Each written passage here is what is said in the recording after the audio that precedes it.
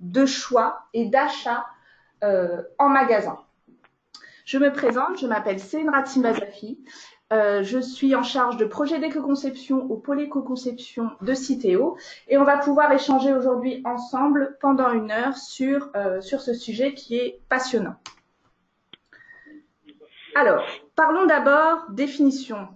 J'invite les dernières personnes à couper leur micro parce qu'on a un petit retour, ce sera plus facile pour tous, et de passer par le chat pour les questions. Économie circulaire et éco-conception. Qu'est-ce que c'est que l'économie circulaire? L'économie circulaire, c'est une économie dans laquelle on aurait moins de consommation de ressources, moins d'impact environnemental, où en fait la matière circulerait facilement entre les différents acteurs de la filière. L'économie circulaire, elle est posée un peu en opposition à notre modèle économique actuel qui est le modèle linéaire qui consiste à extraire, produire, consommer et jeter. Il y a des signaux forts qu'aujourd'hui, en France, on souhaite aller vers l'économie circulaire. En témoigne la publication en avril 2018 de la feuille de route économie circulaire qui a été portée par Nicolas Hulot et le gouvernement. Et je pense que la préface est une excellente introduction à ce sujet qui a utilisé ces mots assez forts qui est de dire « affirmons que la norme, c'est la rareté ». Cette économie circulaire, elle repose sur 3 leviers. Le premier, c'est mieux produire. Donc ici, on parle d'éco-conception, comment je fais pour produire un produit avec des impacts environnementaux réduits. Mieux produire, qui s'exprime aussi au niveau des territoires, parce qu'on peut avoir l'écologie industrielle de la mutualisation au niveau des territoires. Par exemple, dans l'Est, il y a une usine papetière de Norske Skog Golbey qui associe une usine d'isolant dans laquelle on a des échanges de matière, des échanges d'énergie. On a, par ailleurs, face à cette offre de produits éco-conçus, un volet qui est de moi, en tant que consommateur, je peux mieux consommer, je peux acheter responsable. Et ensuite, lorsque j'ai acheté ce produit, je peux faire le choix de l'utiliser de la façon la plus vertueuse possible, qui est d'allonger la durée d'usage, qui est de l'employer, de réparer, de réutiliser. Et puis, quand on a utilisé notre produit, quand il arrive à sa fin de vie, c'est là où on va boucler cette boucle de l'économie circulaire et c'est là qu'intervient le recyclage. Donc vous voyez, l'éco-conception s'inscrit dans cette économie circulaire. Que faut-il retenir au-delà des concepts? C'est que aujourd'hui, il n'est pas possible de faire marche arrière et que les entreprises aujourd'hui doivent se mobiliser pour entrer dans cette logique vertueuse. Pourquoi éco-concevoir? C'est la base de notre formation, c'est la première question à se poser. On éco-conçoit, ça semble un petit peu théorique, mais le premier avantage à éco-concevoir, c'est éviter de limiter mes impacts environnementaux, qui peuvent être divers. Ça peut dire réduire mes déchets, ça peut être aussi avoir moins d'impact sur le réchauffement climatique, ça peut être limiter mes effets sur les pollutions de l'eau, les pollutions de l'air. Et puis, au-delà de ça, cela permet aussi à l'entreprise de se différencier et de valoriser ses produits. Par exemple, toujours dans cette étude Shopper qu'on a réalisée en magasin, il s'avère que les différents clients ont dit que certes, leur premier critère pour les inciter à l'achat pour 40%, c'était les promotions, mais pour 33%, le deuxième critère, c'est faire le choix du recyclé. Ça permet à l'entreprise, en fait, de faire parler de vous positivement et de renforcer l'attractivité pour votre produit. Il faut savoir que le papier, c'est un produit qui a cette force et qui est universel. Donc, tout le monde est en contact avec le papier. Tout le monde utilise le papier. C'est un très bon vecteur de médias. Et donc, l'image qui est associée à la mise en marché de ces papiers est aussi importante pour les entreprises. Et en fait, les entreprises sont très attendues sur ce sujet-là. Pourquoi éco-concevoir? C'est également pour anticiper la réglementation. On en parlait, il y a la feuille de route économie circulaire, les choses vont bouger. On sait déjà que dans la commande publique, d'ici 2022, il sera nécessaire d'intégrer 40% de recyclés. Donc, plutôt que d'être dans une position attentiste, l'idée est d'être vraiment moteur par rapport à ces changements de la réglementation. Enfin, dernier argument et pas des moindres, éco-concevoir, ça permet également de maîtriser les coûts. Pourquoi? Parce qu'on a moins de matière, parce qu'on a moins de chutes, parce qu'il va falloir transporter moins loin, il va falloir transporter moins de matière. Ça va avoir un effet également sur le montant de votre éco-contribution, vous allez pouvoir faire des économies. Pour le prouver, une étude a été réalisée par le pôle éco-conception de Saint-Étienne et l'ADEME en 2014 et posait la question suivante. L'éco-conception est-elle rentable? Pour 96% des répondants, l'éco-conception a soit un effet positif, soit un effet neutre sur les profits de l'entreprise. Ça veut dire concrètement que seulement dans 6%, l'éco-conception a généré c'est seulement dans 6%, l'éco-conception a généré des effets négatifs sur les profits. Donc, c'est un bénéfice qui permet de bien maîtriser ses coûts. Pour finir, l'éco-conception peut être vue aussi comme une dynamique collective. Elle peut être vue comme un processus d'innovation. Et n'oublions pas que pour attirer aujourd'hui des jeunes talents, pour attirer différentes ressources dans l'entreprise, c'est important aussi de les impliquer dans un projet qui a du sens. Et l'éco-conception est porteur de tous ces sujets-là. En termes de définition, qu'est-ce que c'est? Revoyons nos basiques. Éco-concevoir, c'est je conçois un produit, je réduis les impacts environnementaux tout au long du cycle de vie et je garantis le service rendu. C'est important de définir la fonctionnalité d'usage que va avoir votre produit. Par exemple, sur les papiers, ça peut être fournir 1 mètre carré de surface, ça peut être mettre à disposition un ouvrage, et finalement, ce qui nous importe le plus, finalement, c'est délivrer un message. Imaginons aujourd'hui un monde sans papier. Je pense que ce serait difficile de l'imaginer. Donc l'idée, c'est de dire le papier qui a été éco-conçu a toutes les raisons d'exister. Je vous affiche en dessous de cette slide quelques principes d'éco-conception un petit peu basiques que vous pourrez également appliquer, vous, dans vos entreprises. C'est que la fonctionnalité d'usage, on l'a vu, doit rendre service du service rendu, que toute action, toute amélioration de la qualité écologique d'un produit est bonne à prendre. C'est la théorie des petits pas. Vous allez voir aujourd'hui dans notre présentation s'il va y avoir beaucoup de bon sens. C'est peut-être des choses que vous avez déjà vues, mais on vous propose aujourd'hui peut-être une méthode pour pouvoir repartir du bon pied et vous reposer les bonnes questions. Et puis, essentiel, penser cycle de vie, parce qu'on veut éviter les transferts de pollution vers une autre étape du cycle de vie. Typiquement, c'est pour ça qu'on travaille sur la recyclabilité de vos produits. Aujourd'hui, vous allez mettre en marché des papiers et l'idée, c'est de dire qu'un jour, ces papiers se retrouveront dans votre poubelle de tri. Comment je fais en sorte que, à cette étape, quand bien même ce n'est pas moi qui porte cette étape-là, je fais en sorte que mon produit soit plus recyclable. Pour vous illustrer tout ça, je vous propose de voir une petite vidéo qui est chartée Ecofolio, mais qui a toujours sa pertinence, pour vous illustrer le cycle de vie du papier en partant avec un petit focus sur le recyclage.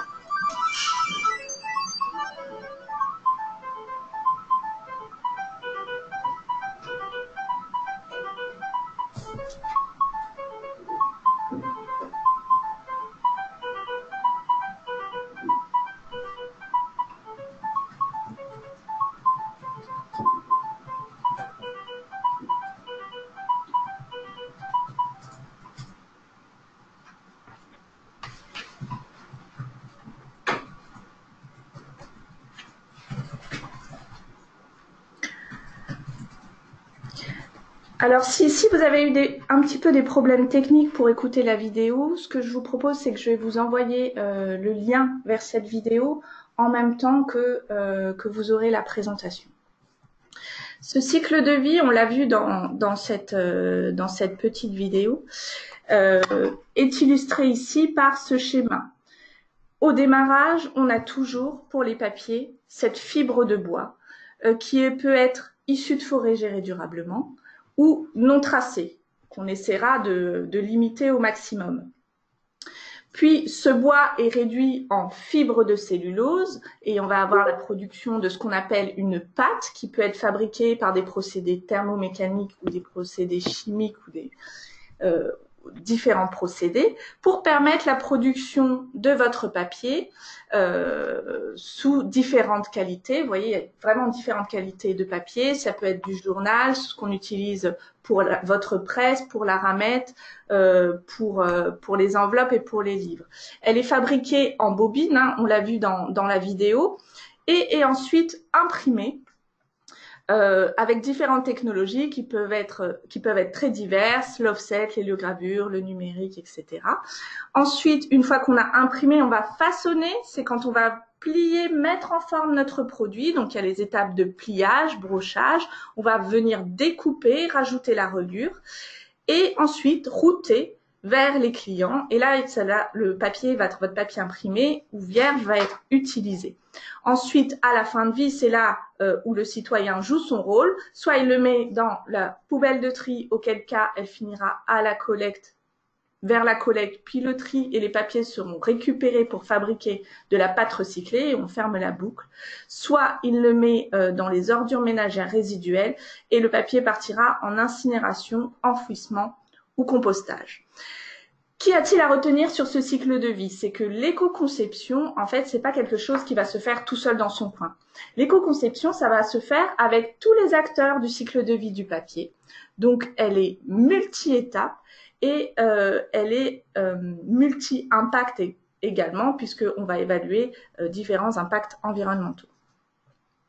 Je vais regarder si nous avons des questions à ce stade. J'ai l'impression que non. Je vous propose donc de poursuivre. Alors, nous rentrons dans le chapitre sur l'éco-contribution. Comment je peux optimiser mon menton? En substance, je vous ai expliqué quels sont les bonus et les malus. Et notre objectif dans cette éco-conception, l'action de Citeo, permet d'améliorer la recyclabilité des produits. Donc nous, notre objectif, c'est d'orienter nos metteurs sur le marché pour qu'ils conçoivent des produits qui répondent aux enjeux de l'économie circulaire. Donc plusieurs points pour cela. La première, c'est l'importance d'optimiser les tonnages diffusés. Et notre premier outil pour cela, c'est notre éco-contribution qui est indexée par tonne. Ensuite, nous souhaitons inciter nos clients à intégrer plus de matières premières issues du recyclage. En effet, si les industriels n'incorporent pas cette matière, la boucle n'est pas bouclée. Donc là, l'idée, c'est de mettre un petit peu d'incitation pour pouvoir faire en sorte que cette matière circule mieux dans cette grande boucle. Et enfin, améliorer la recyclabilité de vos produits en papier pour qu'ils soient facilement recyclables. Souvent, la question qu'on nous pose, c'est de nous dire, mais en fait, il existe une filière de recyclage, on dit que tous les papiers se trient et se recyclent, alors pourquoi parle-t-on d'éléments perturbateurs? Pour expliquer cela, je vous propose de regarder ensemble un schéma qui vous explique comment se passe le recyclage. En gros, quand on recycle des papiers graphiques, notre objectif, c'est rechercher d'une part de la blancheur, puisque ça c'est le critère de qualité essentiel sur un papier graphique, ce qui va être un petit peu différent pour des cartons par exemple.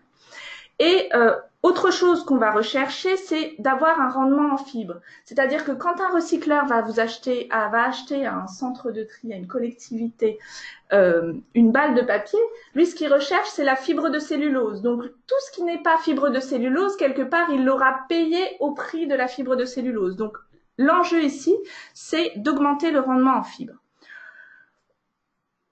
Prenons ce schéma pas à pas. Donc, il y a une première étape où on va incorporer du coup les produits récupérés, donc ici à base de papier carton. On va se focaliser sur la partie papier graphique. Donc on aura différentes balles de vieux papier qui vont rentrer dans le pulpeur. Le pulpeur, il faut imaginer ça comme une grande casserole dans laquelle on a mis de l'eau, dans lequel on va remuer et on va faire en sorte que les fibres vont se séparer les unes des autres. Vous comprenez déjà qu'à ce stade, il y a certains produits qui vont être mis sur les couvertures qui vont empêcher peut-être le défibrage de ces différentes fibres. Or, l'objectif pour nous, c'est de récupérer cette fibre. Ensuite, on va rentrer dans la phase d'épurateur qui sont en fait différents classeurs. On pourrait imaginer ça, si on continue cette métaphore de la cuisine, on aurait différents tamis. Des tamis qui viendraient retenir des grands éléments, qui sont par exemple les fenêtres de vos enveloppes, qui sont par exemple vos reliures, vos couvertures en plastique, et puis qui va laisser passer la fibre de cellulose qui est dissoute, c'est pas vraiment le mot, dans l'eau. Ensuite, il y a l'étape du cyclonnage où en fait, on va venir faire tourner très rapidement la pâte sur elle-même. Tout ce qui va être plus dense que la fibre de cellulose va se retrouver éjectée sur les côtés et remonter. C'est à cette étape spécifiquement, par exemple, qu'on enlève les agrafes. Donc c'est pour ça que dans notre barème éco-différencié, on estime que les agrafes ne sont pas un perturbateur du recyclage puisqu'on peut les enlever très facilement. Ensuite, on va obtenir une pâte recyclée. Et j'ai oublié une étape qui est en fait l'étape de désancrage où en fait on va enlever les encres en rajoutant des savons pour pouvoir avoir la pâte la plus blanche possible.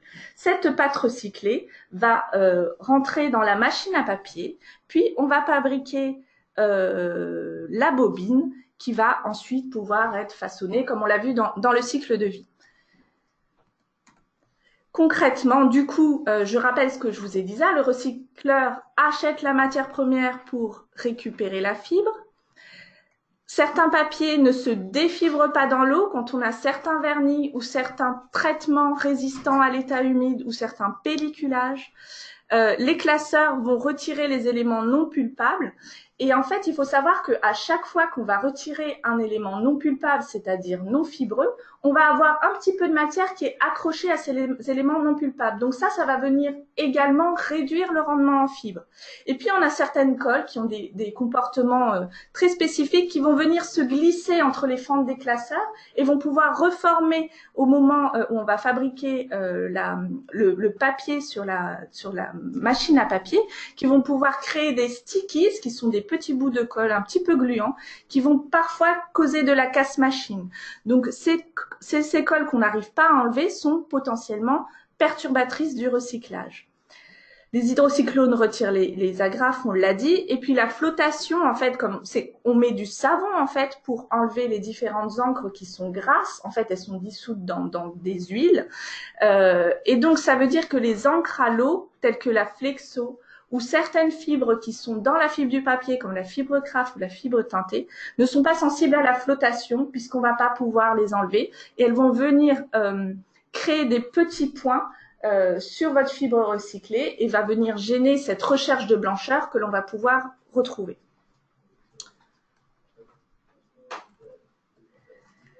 Donc pour résumer, les perturbateurs réduisent les rendements en fibres, réduisent la blancheur du papier recyclé et engendrent parfois l'ajout de produits chimiques.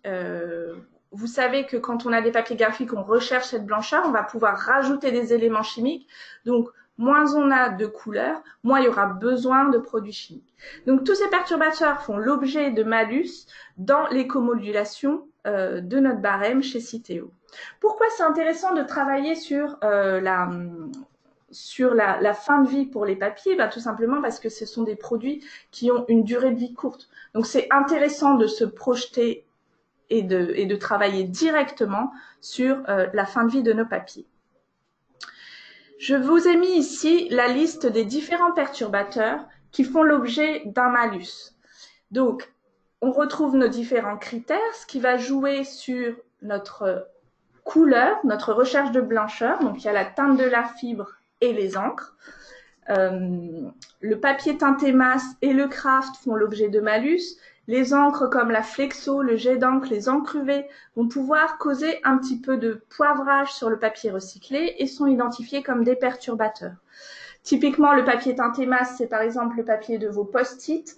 Vous avez certains journaux, les pages saumon d'un certain journal qui sont teintées masse, que vous pouvez identifier également. Le papier craft, c'est utilisé beaucoup pour les enveloppes et pochettes de création. La flexographie, c'est le type d'encre qu'on va retrouver à l'intérieur de vos enveloppes pour garantir la confidentialité. C'est ce qu'on appelle le caviardage de l'enveloppe.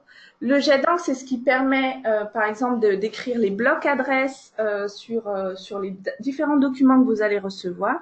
Et puis, il y a les encres UV qui ont un certain avantage puisqu'elles permettent d'avoir des encres assez jolies, assez brillantes. Et puis qui permet aussi d'avoir un séchage instantané, ce qui est aussi un avantage sur les cadences.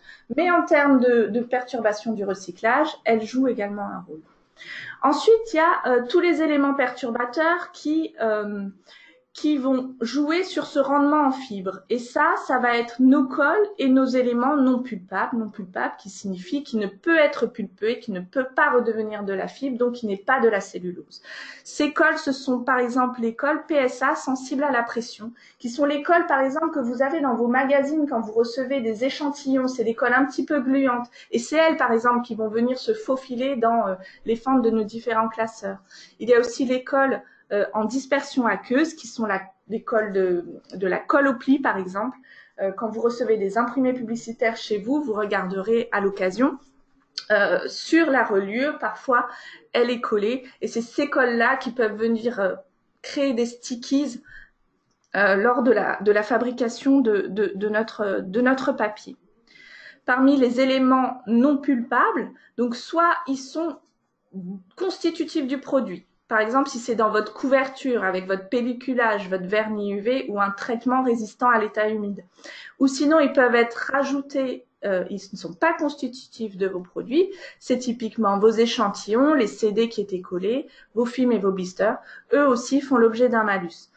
Donc, si je veux réduire le montant de mon éco-contribution, je réduis mes perturbateurs du recyclage. Comment je fais ? Alors, mon objectif, c'est d'avoir moins de perturbateurs, mais également important, c'est que je peux avoir un bonus ou ne pas avoir de malus en ayant une fibre tracée. Donc, vous voyez, je vous ai indiqué ici tous les perturbateurs du recyclage sur le cycle de vie du produit et vous voyez que c'est une chose qu'il va falloir faire avec vos fournisseurs. C'est pas quelque chose que vous allez faire tout seul, je l'ai déjà dit. C'est avec vos fournisseurs que vous allez pouvoir poser des exigences et pouvoir optimiser le montant d'éco-contribution avec moins de perturbateurs, avec une fibre tracée ou recyclée, ce qui vous permet d'accéder à un bonus. Attention, cette année, le malus sur la fibre non tracée passe de 5% à 10%. Donc là, il y a des véritables gains à avoir. Et puis Triman qui vous permet d'avoir un bonus à 5% et de réduire considérablement également le montant de votre éco-contribution.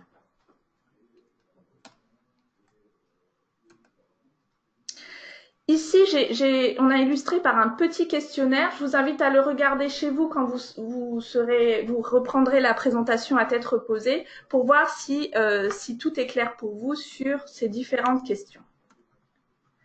De toute façon, si vous avez des questions, vous pourrez aller voir dans le guide de l'éco-modulation qui vous explique chaque critère. Il est disponible si vous êtes client chez Citeo dans votre espace Mes Papiers et vous aurez sans doute toutes les réponses à vos questions. De la même façon, à l'issue de la présentation, vous verrez, il y a nos coordonnées à la fin. N'hésitez pas à nous poser des questions par ailleurs. Nous arrivons à la fin de ce chapitre. Est-ce que vous avez des questions ? Est-ce que les vernis 2D ou 3D empêchent le recyclage ou bien ils le complexifient ? Je ne sais pas si en termes de vernis 2D ou 3D, vous faites référence au vernis UV. Dans tous les cas, une chose est sûre, c'est que tous les papiers se trient et se recyclent et il faut le mettre dans votre bac de tri.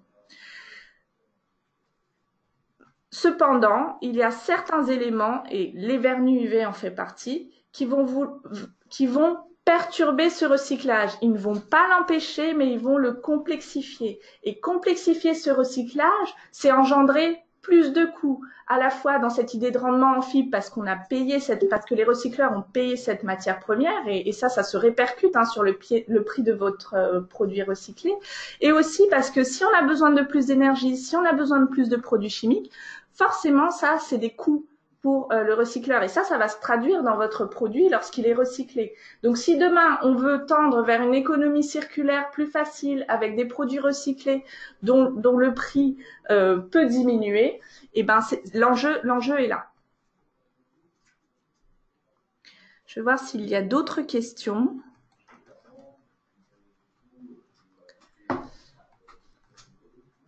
Il n'y en a pas d'autres, donc je vous propose de poursuivre. Nous entrons dans le chapitre 3 où on va vous proposer des solutions d'éco-conception de vos produits papier imprimés. Vous verrez, il y a beaucoup de bon sens.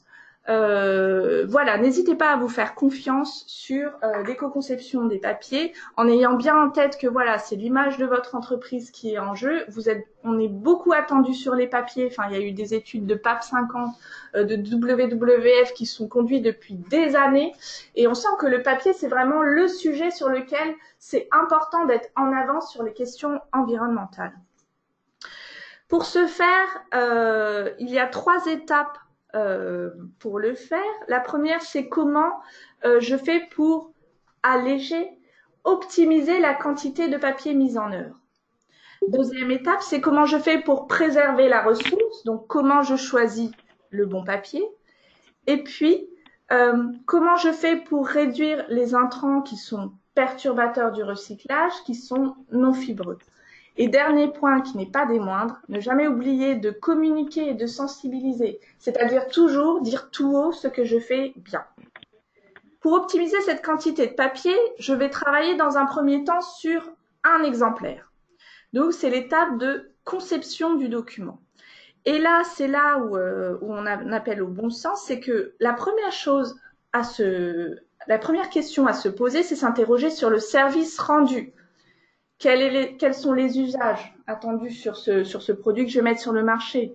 Quel est mon objectif? Est-ce que l'image de mon entreprise est en jeu? Parfois, on le voit dans les communications pour des entreprises qui sont dans le luxe. C'est important pour elles d'avoir des grammages très épais. Mais est-ce que c'est vrai pour toutes les communications de l'entreprise? Et c'est là que je vous invite à venir vraiment réfléchir produit imprimé par produit imprimé. Est-ce qu'il y a besoin de véhiculer l'image de l'entreprise? Est-ce qu'on va avoir plusieurs prises en main? Est-ce que le document va passer de main en main? Auquel cas, il sera sans doute justifié d'avoir une couverture un petit peu plus renforcée. Mais si elle va être lue par une seule personne, il n'y a peut-être pas besoin de rajouter un pelliculage, de rajouter des grammages très importants. Enfin, voilà, avoir toute cette réflexion en tête. Et puis, est-ce qu'on peut articuler plusieurs médias, plusieurs types de communication? Il y a la communication imprimée, mais on peut la coupler avec une communication numérique. Comment je fais pour atteindre mon objectif qui est de porter ce message? Donc voilà, la première chose à faire, c'est s'interroger qu'est-ce que je veux en faire et quel message je veux porter. Deuxième chose, c'est sur cet exemplaire, je vais m'interroger sur mon format. Est-ce que peut-être je peux réduire? Est-ce que je peux passer par exemple d'un format A4 à un format A5? Et puis, est-ce que sur mon document, je peux me mettre en format standard, puisque les formats standards, on sait que c'est ceux qui sont plus facilement mis en œuvre par les imprimeurs, c'est ceux qui engendrent le moins de gâches papier. Il y a autre chose également, c'est vous interroger, est-ce que mon nombre de pages est divisible par 4 pour éviter les pages avec du blanc? Ça vous permet parfois de gagner une page sur vos différents documents. Enfin, si c'est hors format standard, je n'ai pas de réponse toute faite à vous apporter sur le format qui permet d'optimiser la gâche. Dans tous les cas, c'est votre imprimeur qui va pouvoir répondre à cette question.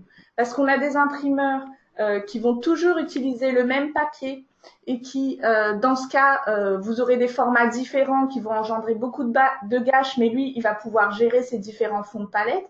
Et puis, ou sinon, il y a d'autres imprimeurs qui vont prendre des papiers avec des laisses différentes selon les travaux, mais qui peut-être auront des fonds de palette qu'il ne pourra pas réutiliser et qui seront perdus.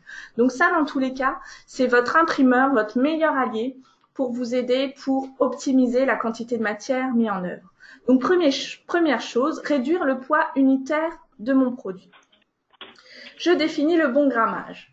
Il y a une chose à avoir en tête, c'est que on imagine souvent que réduire le grammage, c'est augmenter les prix. Pourquoi? Parce que souvent, le prix à la tonne d'un papier de faible grammage peut être plus élevé que celui à fort grammage. J'ai pris l'exemple, par exemple, d'un papier de 60 grammes par mètre carré qui est à 650 € la tonne et un papier de 80 grammes par mètre carré qui est à 600 € la tonne. A priori, si on faisait une réflexion très rapide, on pourrait imaginer qu'on perd 50 € la tonne. Or, en réalité, on va avoir un gain de poids puisqu'on va réduire les grammages. Donc, on va avoir un gain financier du coup de 600 € la tonne si j'étais en 80 grammes par mètre carré, et on aurait 0,75 tonnes de papier à 60 grammes par mètre carré qui fait 487 €, et donc on va gagner finalement 113 € en réduisant les grammages. À cela s'ajoute le gain financier que vous aurez sur le montant de votre éco-contribution qui est indexé à la tonne, et éventuellement le gain potentiel à la distribution. Donc, il faut faire le calcul. Je passe à un grammage plus faible. Je vois la quantité de matière dont j'ai besoin pour assurer la même surface et vous vous rendrez compte qu'il y aura sans doute des gains financiers à la clé. Une fois que j'ai terminé le bon grammage, le bon format, mon objectif sur mon exemplaire, se pose la question combien j'ai besoin d'exemplaires. Et là, l'enjeu, c'est de basculer d'une idée qui est de dire on a toujours fait comme ça fait 10 ans qu'on fait comme ça, à une capacité à justifier ses choix. L'idée là, c'est de rentrer en gestion de projet et de commencer par piloter et objectiver les différentes quantités par un retour d'expérience et de suivi. Je vais prendre un exemple très personnel. Ecofolio et Eco-emballage ont fusionné l'année dernière. Nous avions imprimé différents documents sous la bannière Ecofolio. Nous savions que nous allons fusionner et que nous allions changer de charte. Donc, on a perdu de nombreux documents dans ces cas-là. Donc, voilà, pour chaque dossier, il faut se reposer les bonnes questions. Autre chose importante, c'est de traiter les bases de données pour éviter les personnes qui n'habitent pas à l'adresse indiquée et de cleaner le plus possible vos fichiers de diffusion pour éviter toute perte. L'objectif, c'est d'avoir toujours une impression au plus juste et la seule façon de le savoir, c'est de faire un retour d'expérience. Est-ce qu'il m'est resté des exemplaires ou non sur ce document? Souvent, on a des offres alléchantes de la part des imprimeurs qui vous disent, voilà, on pourrait imprimer 1000 supplémentaires. Il y a quelques coûts cachés derrière les 1000 supplémentaires. C'est qu'il y a le coût du 1000, qui est finalement peu élevé par rapport à votre facture initiale. Et ces 1000 supplémentaires, il va falloir les transporter, il va falloir les stocker et parfois gérer les déchets en surplus. L'impression à la demande permet d'avoir simplement le coût de l'impression avec le transport.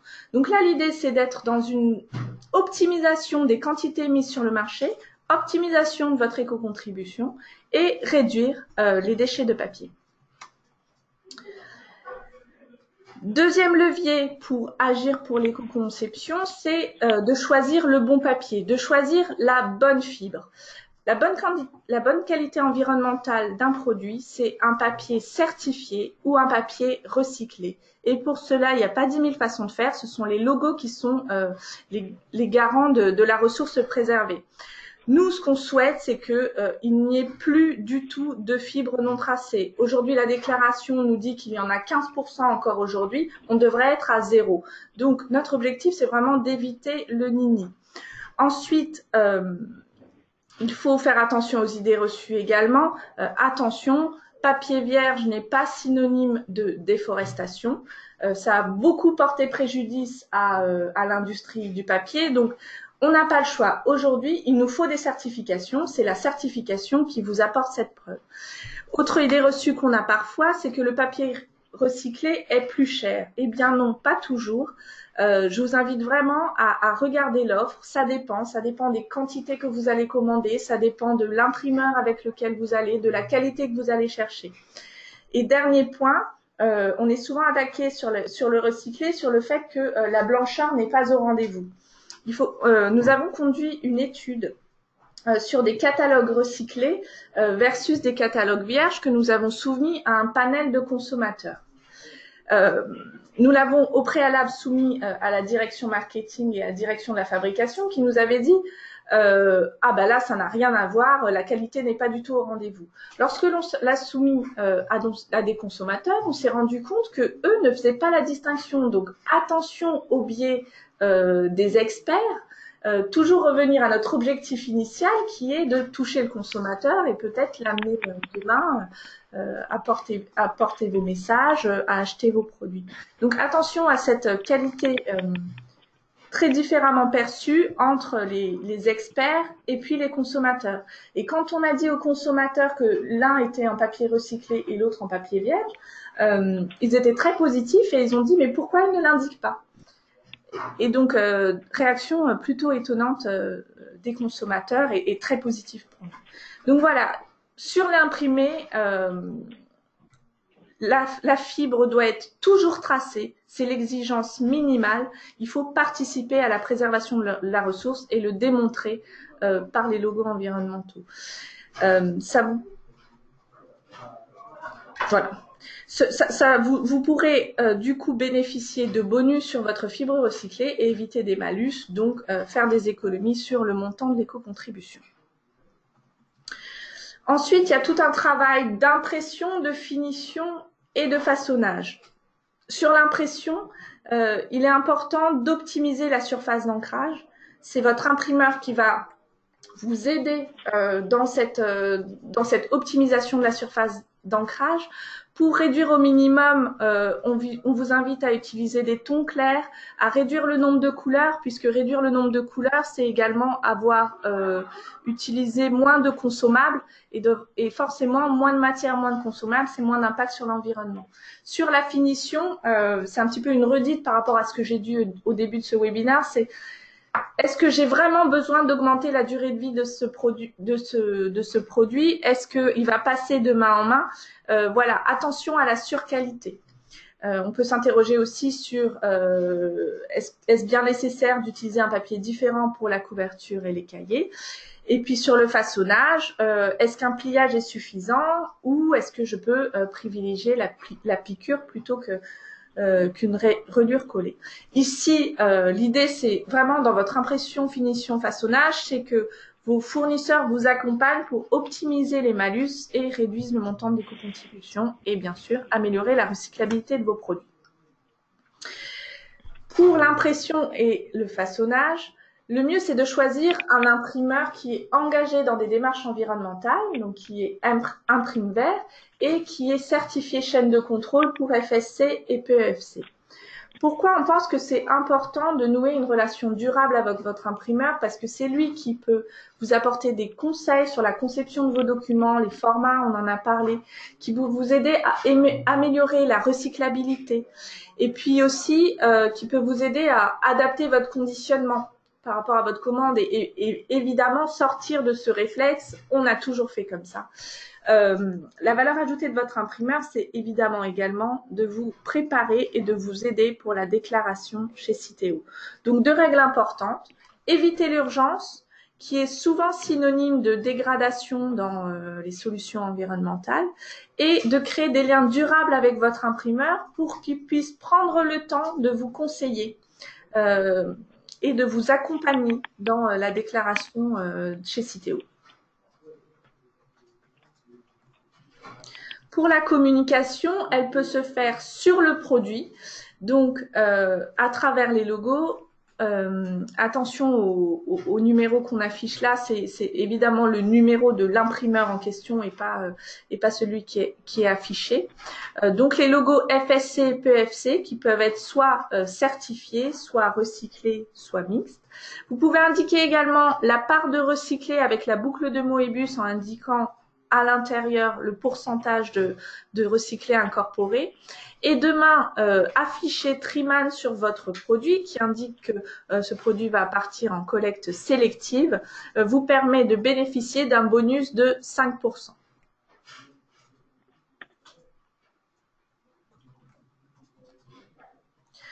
Donc, qu'est-ce qu'on se dit? Quelle est la checklist des choses à faire? Soit je n'ai pas le temps, et le minimum du minimum, c'est d'avoir soit un papier recyclé, soit un papier certifié FSC ou PEFC. Je fais en sorte d'imprimer la juste quantité et je choisis un imprimeur Imprime-Vert. Si je prends le temps d'investir dans ces questions-là, je rentre dans une phase de pilotage. Je fais un bilan de mes imprimés et les déclarations Citeo peuvent vous aider à faire ce bilan. Je dois être en capacité de justifier tous mes choix de création, à la fois le grammage, mes quantités, mes nombres d'exemplaires liés à mes cibles, la durée de vie de mon produit. Et puis, j'établis une relation de confiance dans la durée avec mon imprimeur. J'intègre dans mon cahier des charges des exigences de conseil. Une fois par an, je me pose avec lui pour voir comment je peux m'améliorer. Je définis une communication sur mes produits et puis hors produit, peut-être dans votre rapport RSE. Et bien sûr, être à l'écoute des solutions innovantes.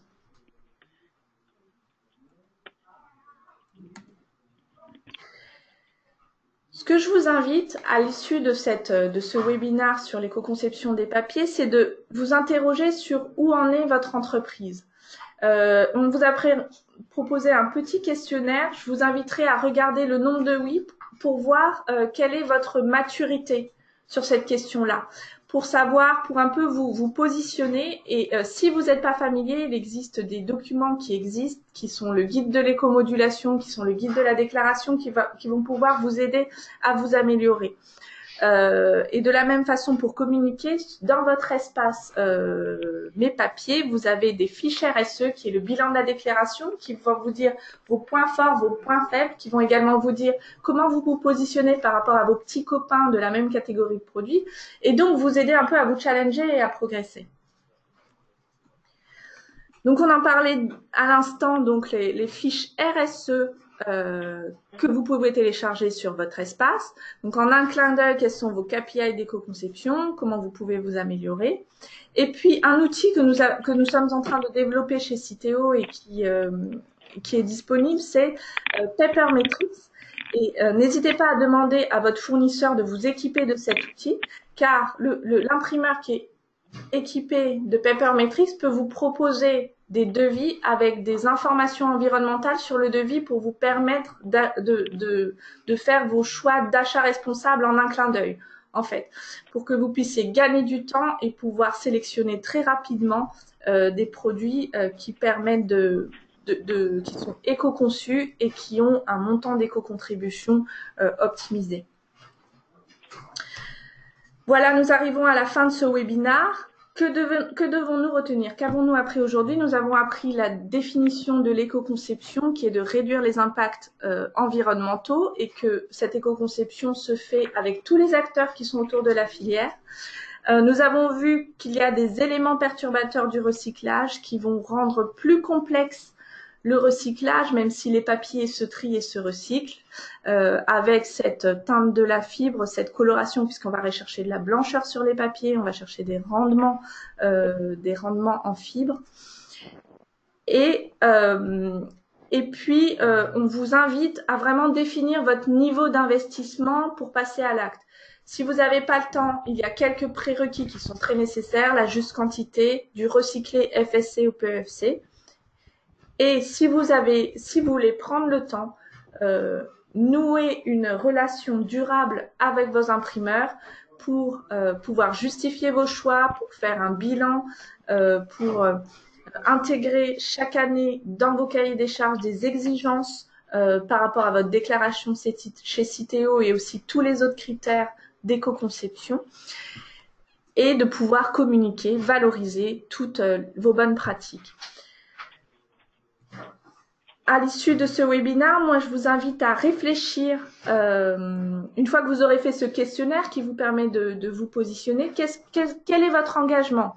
Qu'allez-vous faire demain pour éco-concevoir des papiers? Est-ce qu'il faut définir un référent interne? Est-ce que on doit mettre en place un plan d'action? Est-ce que je suis capable de justifier mes choix? Voilà, se donner un objectif pour l'année prochaine, puisqu'on sait que la déclaration va arriver très prochainement. Nous arrivons à la fin de ce webinaire. Je propose que vous ouvriez vos différents micros si vous avez des questions et puis que l'on puisse échanger si vous en avez, si vous avez des questions.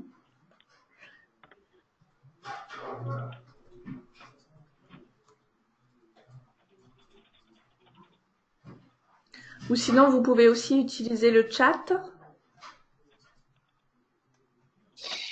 Oui, bonjour. Bonjour. Vous m'entendez? Oui, tout à fait. Oui. J'ai une question. Les technologies évoluent et aujourd'hui, par exemple, on sait qu'on peut ajouter un pelliculage biodégradable. Alors, je sais pas si c'est peut-être pas encore grand public, mais est-ce que du coup, vous ferez évoluer votre nomenclature de malus avec ce type de finition qui du coup doit impacter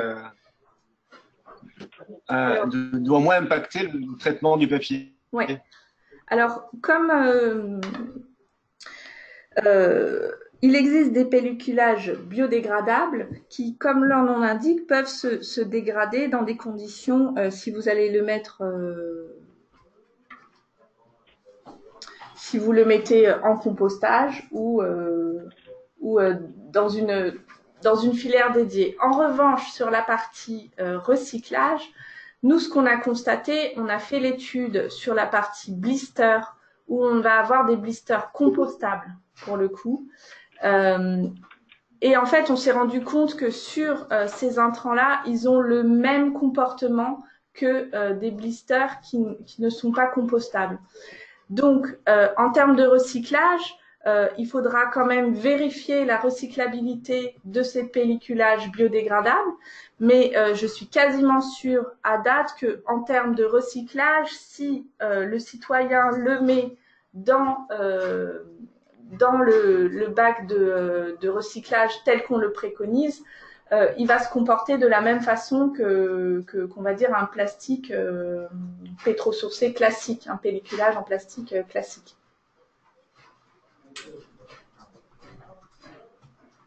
Ok, donc c'est pas une bonne idée quoi, de proposer ça aux clients.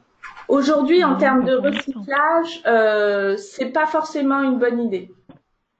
Parce que il va se comporter de la même façon. En tout cas, pour la fin de vie, ce ne sera pas valorisé. Ce sera un perturbateur du recyclage comme un autre pelliculage.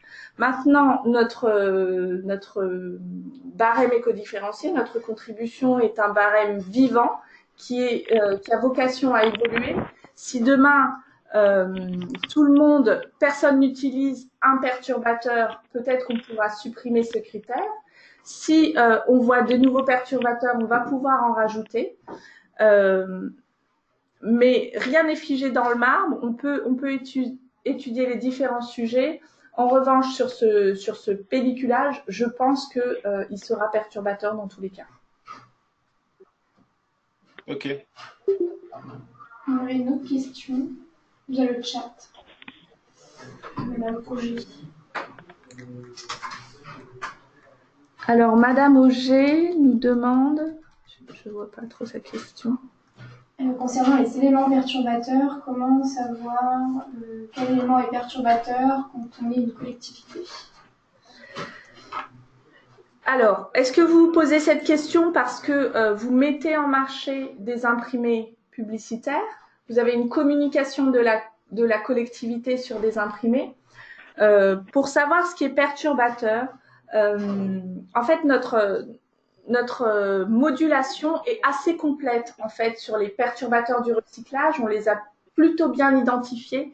Donc, pour le savoir, le mieux, c'est d'aller voir le guide de l'écomodulation qui va vous détailler ce qu'on a vu aujourd'hui, qui est la liste de l'ensemble des perturbateurs et que vous puissiez les identifier d'une part, et puis d'interroger votre imprimeur pour qu'il puisse aussi vous accompagner sur qu'est-ce que c'est qu'un vernis UV, qu'est-ce que c'est qu'une encre UV, qui vous propose un pelliculage. Enfin voilà, lui, il sait à quelle technologie on fait référence quand on parle de colle au pli, et c'est lui qui va vous permettre d'éviter ce type de perturbateur du recyclage. Donc voilà, la partie théorique, n'hésitez pas à voir dans le guide de l'écomodulation, et la partie pratique, avec tout ce que vous avez en tête avec ce guide, et n'hésitez pas à le transmettre aussi à votre imprimeur pour qu'il puisse mieux vous orienter sur ces questions-là.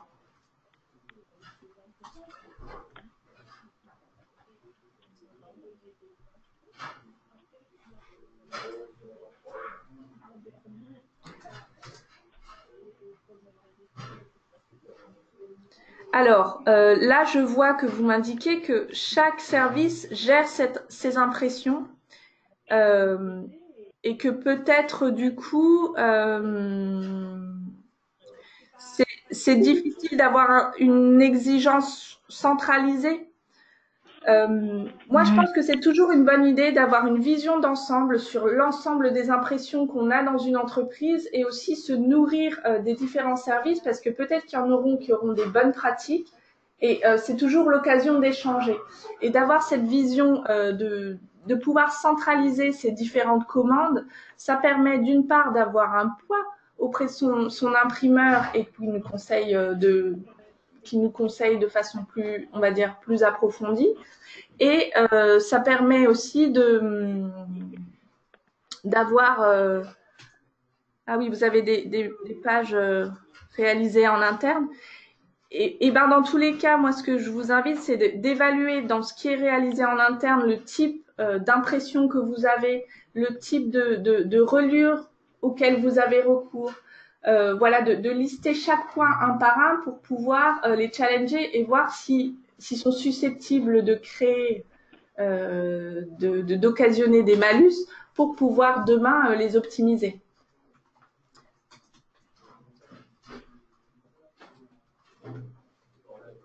Je pense que quand bien même c'est fait en interne, c'est simplement que sur la communication papier, on a beaucoup de donneurs d'ordre qui ne sont pas spécialistes du papier et qui vont faire appel à des fournisseurs. Mais si vous le faites en interne, alors vous avez encore plus de poids pour pouvoir faire changer les choses et optimiser l'ensemble de votre éco-contribution. Stéphane, je vais te rappeler dans un petit moment, dans 10 minutes, parce que... Je vous entends très mal. À tout à l'heure.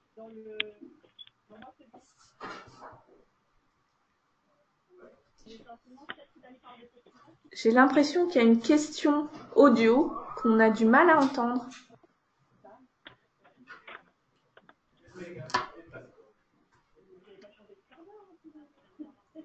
Si l'audio ne fonctionne pas, je vous invite à écrire votre question via le chat.